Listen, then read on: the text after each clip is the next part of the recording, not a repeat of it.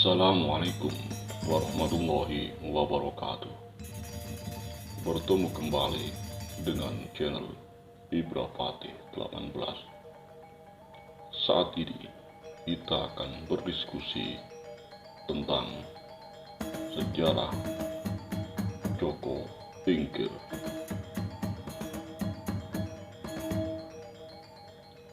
Suatu malam, Ki Ageng Selo bermimpi disuruh meminum air kelapa dari pohon kelapa di samping rumahnya. Sebab menurut mimpi tersebut, siapapun yang meminum, apalagi memakan biji kelapa tersebut, keturunannya akan menjadi raja. Pagi harinya, Ki Ageng Selo sangat heran karena pohon kelapa tersebut tiba-tiba sudah berbuah.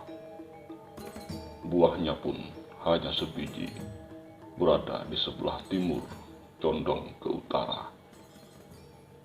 Ternyata kelapa tersebut adalah kelapa nunggal, yaitu biji kelapa yang hanya sebiji dan menghadap ke timur, condong ke utara.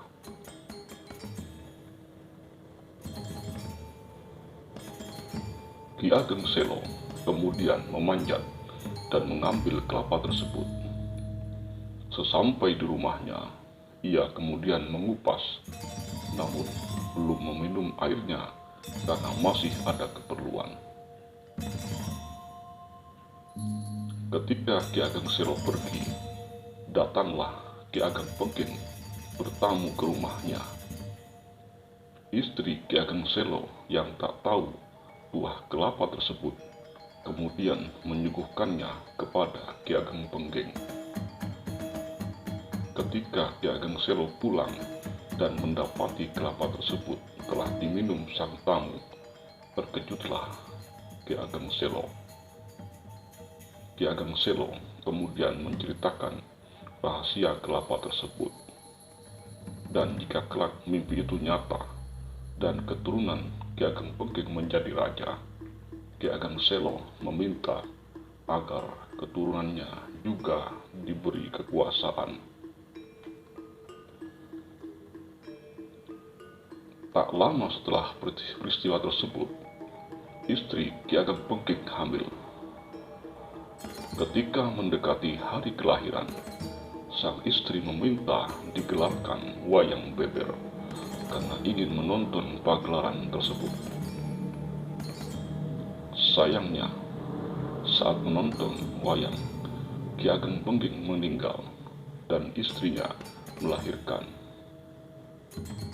Bayi laki-laki itu kemudian diberi nama Mas Karebet karena saat itu kelir atau layar yang digunakan mendalang terterpa angin dan berbunyi karebet-karebet.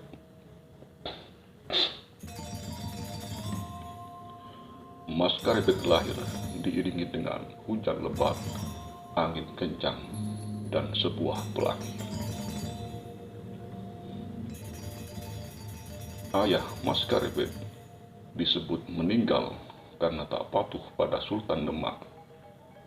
Kala itu, Ki Ageng Pengging berkali-kali diminta untuk menghadap ke ibu kota, Demak. Namun, Ki Ageng Pengging menolaknya dengan halus, hingga Sunan Kudus diminta untuk menemuinya. Ki Ageng Pengging yang dalam keadaan sakit didesak oleh Sunan Kudus untuk segera datang ke Demak. Saat Sunan Kudus pulang, Ki Ageng Pengging ditemukan tak bernyawa oleh istrinya di ruang tidur.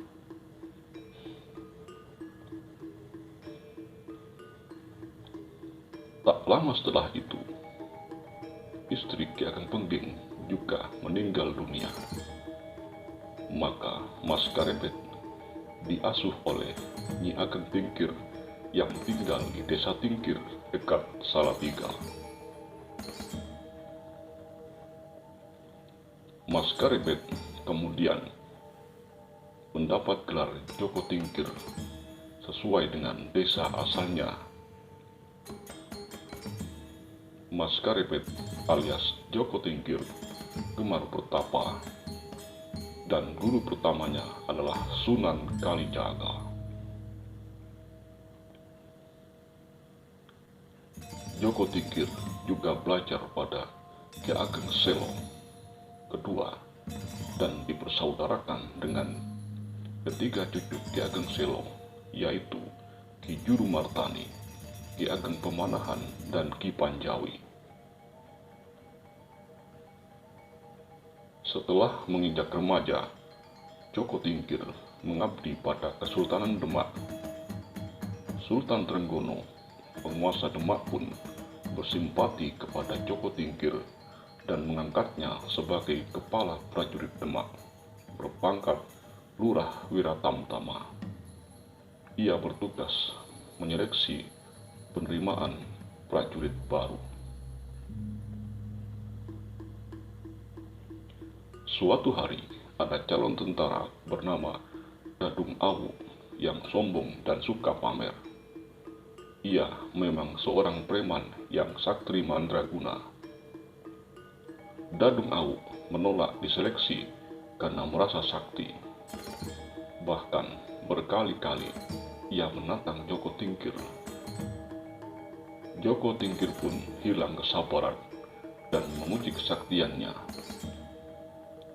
Dadung Awu binasa dalam pertarungan itu.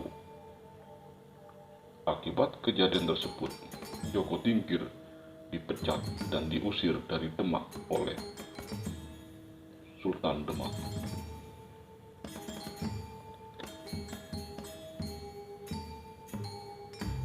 Joko Tingkir kemudian memutuskan untuk mengembara guna memperdalam ilmu bela diri, pengalaman hidup, dan ilmu agama.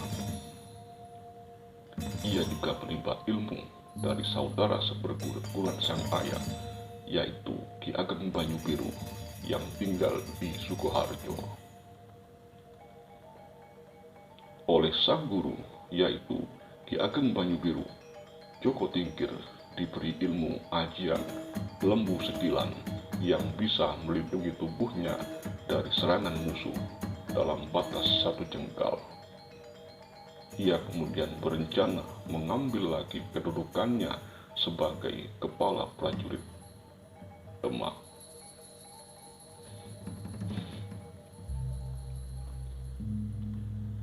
Suatu hari saat Sultan Trenggono, Sultan Demak saat itu, berwisata di pegunungan, Joko Tingkir melepas kerbau besar yang mengamuk karena pada telinganya telah dimasukkan kumbang. Tak ada satupun prajurit yang mampu menghentikan kerbau itu. Joko Tingkir kemudian tampil menjinakkan kerbau dengan kekuatannya. Atas jasanya itu, Sultan Trenggono kemudian menjodohkan Joko Tingkir dengan anaknya, yaitu Putri Mas Cempoko. Sultan Trenggono juga melantik Joko Tingkir sebagai Adipati Pajang. Di bawah kepemimpinan Joko Tingkir, Pajang menjadi basis keislaman baru di Jawa. Setelah Sultan Trenggono mangkat, pecah pemberontakan Arya Penangsang yang sebenarnya masih kerabat kerajaan Demak dan menjabat Adipati Jipang. Arya Penangsang yang tak terima atas kematian ayahnya menghabisi Sunan Prawoto, penyebab kematian ayahnya yang juga merupakan putra mahkota Kesultanan Demak. Arya Penangsang lalu menghabisi Pangeran Hadiri, suami Ratu Kalinyamat dari Jepara. Arya Penangsang juga mengirim utusan untuk melenyapkan Joko Tingkir, Adipati Pajang. Namun misi itu gagal. Tak lama berselang, Ratu Kalinyamat mendesak Joko Tingkir untuk menumpas pemberontakan Arya Penangsang. Atas desakan itu, Joko Tingkir mengadakan sayembara bahwa barang siapa yang mampu melenyapkan Arya Penangsang akan mendapatkan tanah di daerah Pati dan Mentau atau Mataram. sebagai hadiah. Sayembara itu diikuti oleh Ki Ageng Selo kedua, Ki Ageng Pemanahan, dan Ki Ageng Panjawi. Dalam penumpasan itu, Ki Juru Martani berhasil menyusun siasat cerdik hingga Sutawijaya berhasil melenyapkan Arya Menangsang. Setelah pemberontakan itu, pusat kerajaan Demak dipindahkan ke Pajang dan Jaka Tingkir diangkat sebagai raja bergelar Sultan Hadiwijaya. Sementara Demak dijadikan daerah kadipaten dengan anak Sunan Prawoto menjadi adipatinya.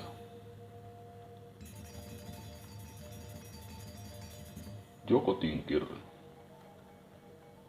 kemudian mengangkat rekan-rekan seperjuangannya dalam struktur kepemerintahan. Mas Manca diangkat menjadi patih bergelar Patih Mancanegara, sementara Mas Wila dan Ki Wurakil diberi jabatan menteri berpangkat Ngabei. Joko Tingkir yang kini bergelar Sultan Hadiwijaya masih belum melaksanakan separuh janjinya dalam sayembara tersebut. Saat Ki Panjawi sudah mendapatkan hak tanah Pati sebagai hadiah sayembara, Ki Ageng Pemanahan belum mendapat tanah Mataram yang dijanjikan padanya. Sunan Prapen yang juga meramal Jangka Jayabaya mendapat petunjuk jika di Mataram kelak akan berdiri sebuah kerajaan yang akan mengalahkan kerajaan Pajang. Namun meski begitu, Sunan Kalijaga tetap meminta agar Jaka Tingkir segera menepati janjinya untuk menyerahkan tanah Mataram kepada Ki Ageng Pemanahan sebagai hadiah sayembara. Setelah menerima hadiah dari Joko Tingkir, Ki Ageng Pemanahan sekeluarga termasuk Ki Juru Martani membabat hutan itu dan mendirikan desa Mataram. Desa Mataram menjadi tanah perdikan dan penguasanya hanya diwajibkan untuk menghadap ke Pajang secara rutin tanpa kewajiban membayar upeti. Pada tahun 1568, ramalan Sunan Prapen yang mengatakan jika Mataram akan menaklukkan Pajang sampai ke telinga Joko Tingkir. Ia pun tidak merasa cemas dan menyerahkan semuanya pada kehendak takdir. Setelah Ki Ageng Pemanahan wafat pada tahun 1575, anaknya yang bernama Sutawijaya diangkat menjadi penguasa baru Mataram. Namun Sutawijaya tak segera melapor ke Sultan Pajang atas pengangkatannya itu. Sebagai bawahan Pajang, sepatutnya ia memang menghadap kepada Joko Tingkir sebagai Sultan Pajang. Joko Tingkir mengutus Ngabei Wiratama atau Mas Wira dan Ngabei Wurakil atau Ki Wurakil untuk meninjau desa itu. Namun saat bertemu Sutawijaya, mereka diperlakukan kurang sopan. Suatu saat Sutawijaya, penguasa Mataram, menjamu tamu dari Pajang dengan pesta besar. Di tengah pesta itu, putra sulung Sutawijaya yang bernama Raden Rangga membunuh seorang prajurit Pajang. Arya Pamalat melaporkan keburukan Sutawijaya dan keluarganya. Beberapa kejadian tersebut kemudian memantik permusuhan antara kerajaan Pajang dan Mataram sebagai wilayah bawahannya. Perang antara Pajang dan Mataram tak terhindarkan.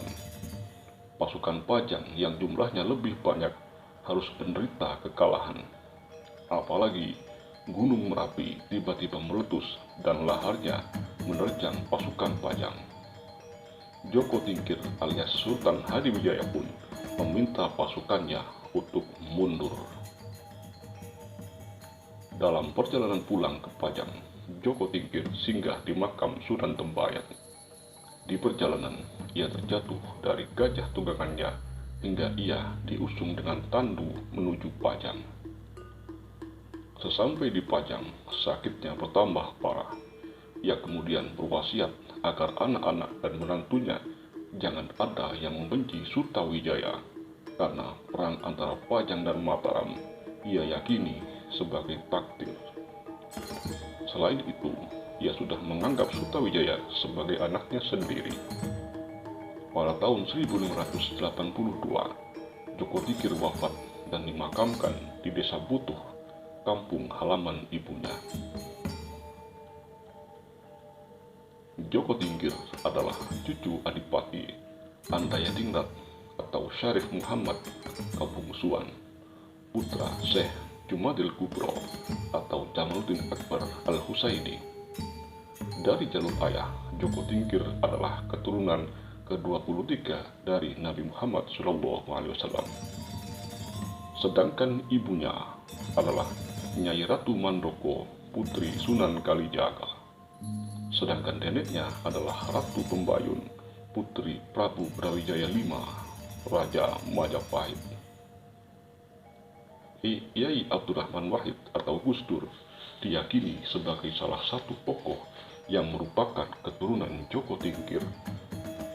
Silsilahnya adalah Abdurrahman Wahid bin Kiai Abdul Wahid bin Kiai Hasim As'ari bin Kiai As'ari bin Abu Sarwan bin Abdul Wahid bin Abdul Halim bin Abdurrahman bin Abdul Halim atau Pangeran Benowo bin Abdurrahman atau Joko Tingkir.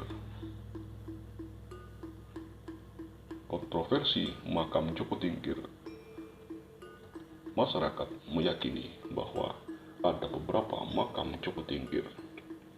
Versi pertama mengatakan jika makam Sultan Hadiwijaya atau Joko Tingkir berada di komplek pemakaman di tengah hutan sekitar 10 km arah timur laut kota Solo. Ada juga yang meyakini jika makam Joko Tingkir berada di dusun Dukuh, desa Pringgoboyo, Manduran, Lamongan, Jawa Timur. Di Lamongan, makam legenda satu ini dikenal dengan makam Mbah Anggoboyo. Yang pertama kali meyakini makam ini sebagai makam Joko Tingkir adalah Gus Dur.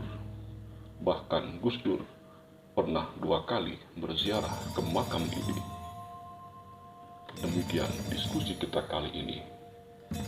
Silahkan sampaikan informasi tambahan dalam kolom komentar.